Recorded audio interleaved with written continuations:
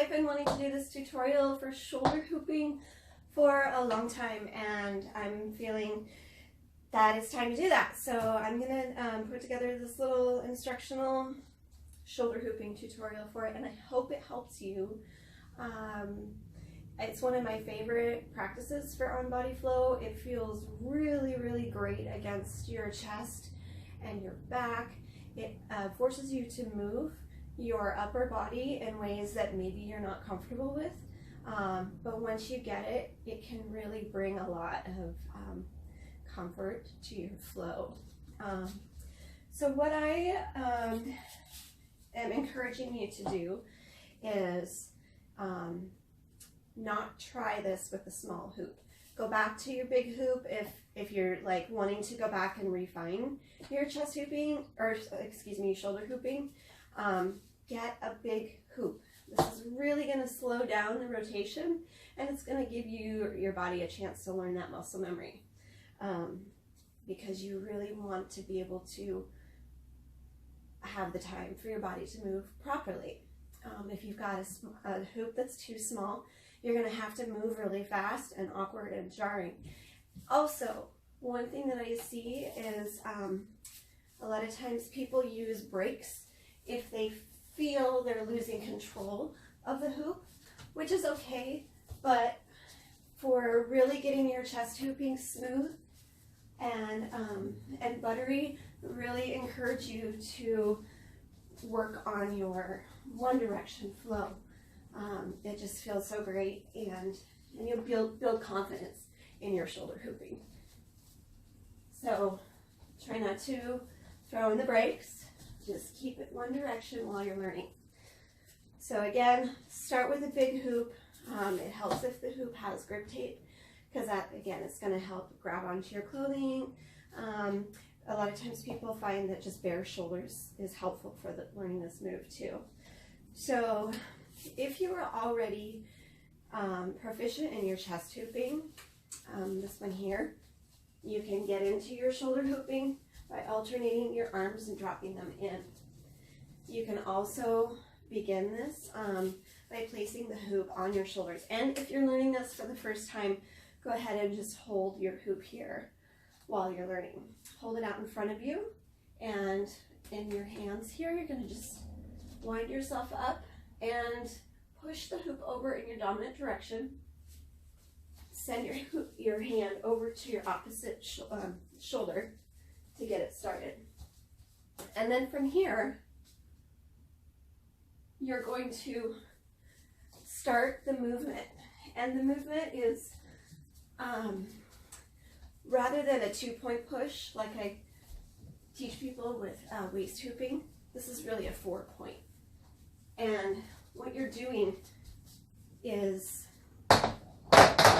you're pushing out with your chest, and then you're pushing up and out with your one shoulder. Continue it around, push back out with your back, and then continue over to the right shoulder, push up and out, and then carry that around to your chest. So the movement is forward, up, back, up. And that's continuous as you send the hoop around. This movement does require some mobility in your shoulders and your chest. A lot of times I see people kind of locked up and doing this, wiggling side to side. You really need to open up through the shoulders, up through the shoulder on the side, open up through the back, and that's going to give it the continued energy to go around and around and around and around. So you're going to kind of start the movement from your hips upwards, making these circles. So up, making these snake-like movements. It feels really, really good when you get the rhythm down. Incorporating that with your hoop. So again, hold the hoop out in front, push the hoop over with your hands to meet your other shoulder, and then immediately go into that movement. And if you have to put your hoop down and just loosen up Loosen up through the shoulders. Bring your shoulders up to your ears and rotate back. Bring your shoulders up to your ears and maybe rotate forward just to get a nice mobility to get you started on the movement. And you can feel your torso moving from your hips upwards. So don't lock your hips. That's not really going to help you too much. Really put some movement.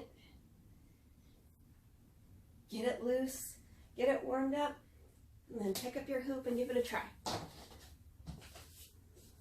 So again, hold it out in front. You're going to push the hoop across and go into that movement. See, having a larger hoop really gives you that time that you need to push forward, left, back, and right. And it does help to take steps in the same direction of your flow. You can also challenge yourself by standing in place. And this probably helps for you to get the visual too. So I'm sending the hoop around to my left shoulder, rounding my shoulders through the back. This movement is similar to cat-cow in yoga.